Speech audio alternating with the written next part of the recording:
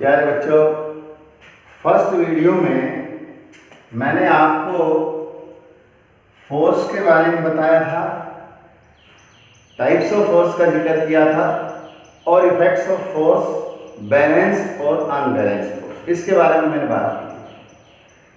आज मैं बात करने वाला हूं Newton's laws of motion. Newton ने हमें 3 लॉ ऑफ मोशन दिए हैं। तो उसका फर्स्ट लॉ ऑफ मोशन क्या कहता है? फर्स्ट लॉ ऑफ मोशन कहता है कि ए बॉडी इन रेस्ट और in motion will continue in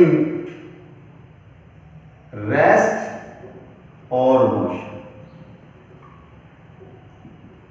अर्थात अगर कोई बॉडी रेस्ट में है तो हमेशा रेस्ट में रहेगी और मोशन में है तो मोशन में रहेगी। कब तक रहेगी वो? देखिए, a body in rest or in motion will continue in rest or motion unless or until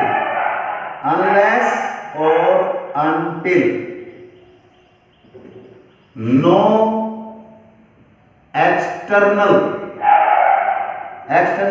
force is applied। जब तक उस पर कोई बाहर से फोर्स नहीं लगाया जाएगा, वह ऑब्जेक्ट रेस्ट में है तो रेस्ट में रहेगा और मोशन में है तो मोशन में रहेगा। ये कंडीशन है कि जब तक उस पर कोई फोर्स नहीं लगाया जाए। तो कई बार आपको प्रश्न आता है कि सर ये बॉल जो है ये मूव कर रही है, परंतु ये यहां जाकर के स्टॉप हो जाती है।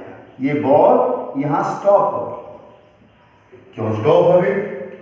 यहां पर भी एक फोर्स लग रहा है जो इसे रोकता है और वो फोर्स है force of friction. Force of friction,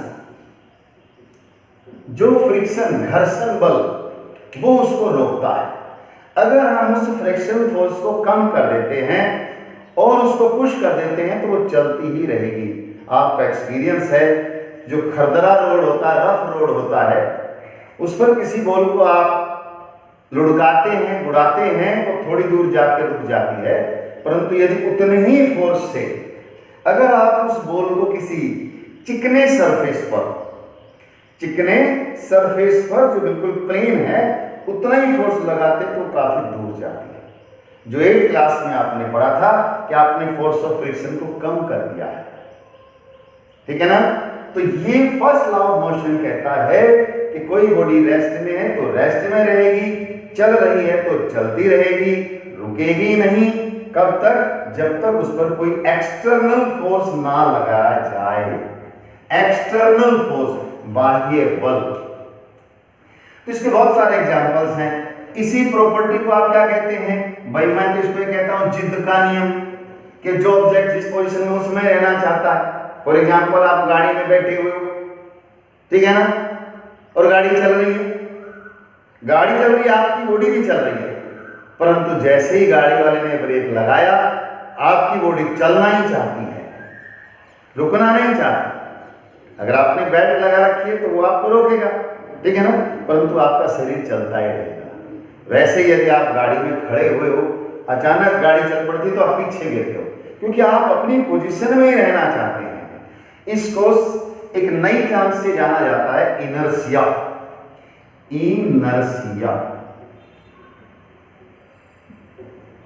Hindi में इसको जड़त्व कहते हैं, यानी कि किसी भी चेंज का विरोध करना, वो इनर्शिया है।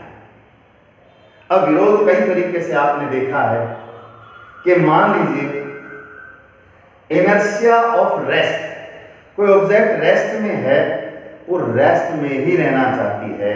जैसे आप गाड़ी में खड़े हुए हो और गाड़ी चल पड़ती है तो आप विरोध कर रहे हो उस चलने का, और उसके कारण आप पीछे की तरफ गिरते हो, तो वो इनर्शिया ऑफ रेस्ट हो गया, रेस्ट करना। दूसरा था कि गाड़ी भी चल रही है, आप भी चल रहे हो गाड़ी के अंदर, गाड़ी के साथ हो आप, गाड़ी भी चल रही है आप भी चल, जैसे ही गाड़ी वाले ने ब्रेक मारे आप आगे जाके गिरे। ड्राइवर के पीछे अगर आपने कोई चीज नहीं पकड़ी हुई है और ड्राइवर भैया ने एकदम से ब्रेक मार दिया, आप जाके आगे गिरते हो, तो ये क्या है, इनर्शिया ऑफ मोशन।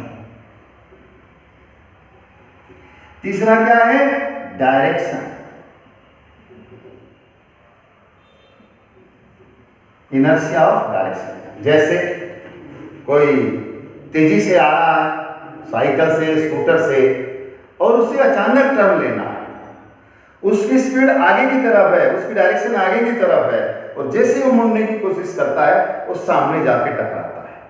तो इसका मतलब क्या हुआ कि डायरेक्शन चेंज नहीं होना चाहती, परंतु आप फोर्स लगा करके उसको चेंज करना चाहते हैं, उसका विरोध करती है, तो इसलिए जो विरोध है उसी को इनर्शिया कहते हैं। तो वो हुआ इनर्शिया ऑफ डायरेक्शन। अब एक स्टेप आगे आता है कि मोमेंटम क्या है। इसके बाद इसमें नेक्स्ट टॉपिक है मोमेंटम।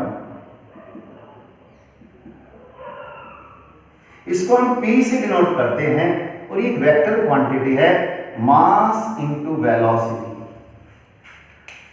अब मोमेंटम क्या है कि मोमेंटम इज द, यहां से देखिए इसको यहीं से बना लीजिए इसकी definition, momentum is the product of mass and velocity.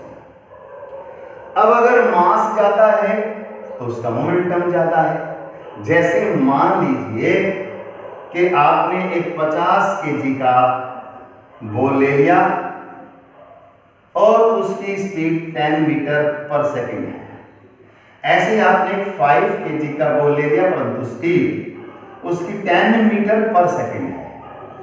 तो अब देखिए स्पीड दोनों की सेम है, तो मोमेंटम किसका ज्यादा है, 50 इंटू 10 500, मास की यूनिट क्या आ गई केजी, वेलोसिटी मीटर पर सेकेंड, ये इसकी यूनिट है। तो इसका मोमेंटम आपने देखा 500 है और इसका केवल कितना है 50 केजी मीटर पर सेकेंड। तो यहां से एक आपने देखा कि momentum depends on mass, momentum depends on मास। और सेकंड पार्ट क्या है, velocity, momentum depends on mass and velocity. अब मान लीजिए छोटी सी कांच की गोली है, उसको आप धीरे से मारते हैं किसी को तो उसको कम चोट लगती है। यदि उसी बॉल को आप जोर से मारते हैं कि उसकी स्पीड तेज कर देते हैं तो जोर से लगती है। एग्जाम्पल के तौर पर जो आपकी पिस्टल होती है उसमें गोली छोटी सी होती है, परंतु जब उसे फायर करके आप छोड़ते हो तो उसकी वेलोसिटी आपने बढ़ा दी है, तो वेलोसिटी से मल्टीप्लाई कर दिया मास को, तो उसका मोमेंटम ज्यादा हो गया, उसका मोमेंटम ज्यादा हो गया है। तो इसलिए वो जोर से आके लगती है और इफेक्ट्स ज्यादा होता है। तो ये भी कंसेप्ट है आपकी मोमेंटम। तो इसमें जब आप बेल्ट बांधते हो, गाड़ी चल रही है, सीट बेल्ट लगाना चाहिए, बहुत जरूरी है, ये एक सेफ्टी है हमारे लिए, हमारे जीवन को बचाती है। जैसे मान लीजिए गाड़ी जा रही है, गाड़ी भी तेजी से चल रही है और उसका मास भी है तो उसका मोमेंटम भी ज्यादा है। तो मोमेंटम ज्यादा होने से वायदा भगवान ना करे अगर वो किसी से टकरा जाती है तो जो आपकी सीट बेल्ट है वो आपकी वेलोसिटी को कम कर देती है। आपका मास तो कम होएगा नहीं कि आप 50 किलो के होगे, 10 किलो के हो जाओगे, आपका मास तो उतना ही रहना, परंतु उसने आपकी स्पीड को कम कर दिया। जिस स्पीड से आप जा रहे थे बेल्ट ने आपको रोक लिया, इसका मतलब आपका मोमेंटम कम कर दिया।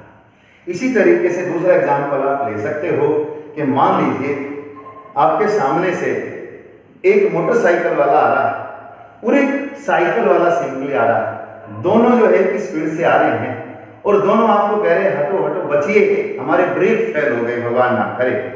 तो आपके पास अब ऑप्शन नहीं है, दोनों में से एक से टकराना पड़ेगा, आपको मालूम है। तो आप किसे टकराना पसंद करेंगे, नेचुरली साइकिल वाले से, क्योंकि साइकिल जो वाला है उसका मास कम है, वेलोसिटी सेम है, तो उसका मोमेंटम कम है, और बाइक वाले का मास ज्यादा है इसलिए उसका मोमेंटम ज्यादा, वो आपको ज्यादा चोट पहुंचाएगा। तो ऐसा ही है, जब दो तेजी से आती हुई गाड़ियां आपस में टकराती हैं तो ज्यादा नुकसान होता है क्योंकि उनका मोमेंटम ज्यादा होता है। परंतु यदि दो गाड़ियां धीरे धीरे आ रही हैं और आराम से ऐसे टकराती हैं तो उसमें कम लॉस होता है, क्योंकि उनका मोमेंटम कम होता है। तो बेटा मैंने आपको मोमेंटम के बारे में बताया, आज फर्स्ट लॉ ऑफ मोशन के बारे में बताया, और उसके अंदर एक कंसेप्ट आई थी फर्स्ट लॉ में ही इनर्शिया भी आया। इनर्शिया की मैंने टाइप्स आपको बताई, 3 टाइप हैं उसकी, रेस्ट, मोशन और डायरेक्शन। ये 3 टाइप मैंने आपको इनर्शिया की बता दी है। और फिर मैंने एक पॉइंट लिया मोमेंटम का। तो मोमेंटम सीधा सा है, momentum is the product of mass and velocity. अब मास और वेलोसिटी पे डिपेंड करने वाली फिजिकल क्वांटिटी को मोमेंटम कहते हैं। अब इसकी यूनिट क्या है? SI यूनिट आपके सामने मैंने लिखी हुई है। मास की यूनिट क्या होती है? kg। वेलोसिटी की यूनिट क्या होती है? मीटर पर सेकेंड, जो मैंने यहां लिखा है। तो इसकी यूनिट क्या है? kg मीटर पर सेकेंड। तो आज बेटा आपको न्यूटन का पहला नियम, न्यूटन के पहले नियम के अंदर इनर्शिया के बाद आपने उसकी टाइप्स और मोमेंटम, इसको पढ़ना है। अब एक इनर्शिया का बहुत छोटा सा एग्जांपल मैं आपके सामने देता हूं। मान लीजिए ये किताब देखिए, ये बुक है, इसके ऊपर मैं दूसरी किताब रख देता हूं। ये दूसरी किताब मैंने इसके ऊपर रख दी, ऐसे रखी है। अब आराम से अगर खींचता हूं तो देखिए ये आ जाएगी इसके साथ। परंतु अगर मैं इसको एकदम से ऐसे खींचता हूं तो देखिए बुक के ऊपर बुक रह गई है। इसका मतलब क्या है? ये लॉ ऑफ इनर्शिया है कि बुक रेस्ट में थी, रेस्ट में ही रहना चाहती है। बुक क्या है? रेस्ट में थी, ये रेस्ट में ही रहना चाहती है। इसी प्रकार से आपकी बुक में एग्जाम्पल दे रखा, आप देखना, एक गिलास है, गिलास के ऊपर आपने कार्डबोर्ड लगाया, उसके ऊपर सिक्का रखा, कॉइन रखा, और आप जैसे ही उसको ऐसे हटाते हो पेपर उसके नीचे से निकल जाता है, परंतु सिक्का due to inertia of rest उस गिलास में गिर जाता है। तो ये भी एक्टिविटी है, आप उसको भी पढ़ेंगे। तो आज इतना ही, आपके 3 पॉइंट मैंने आपको पढ़ने के लिए दिए हैं।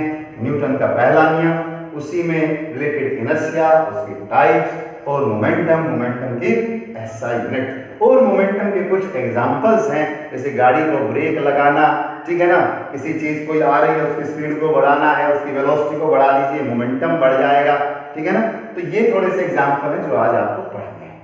आज आपके लिए इतना है। Best of luck.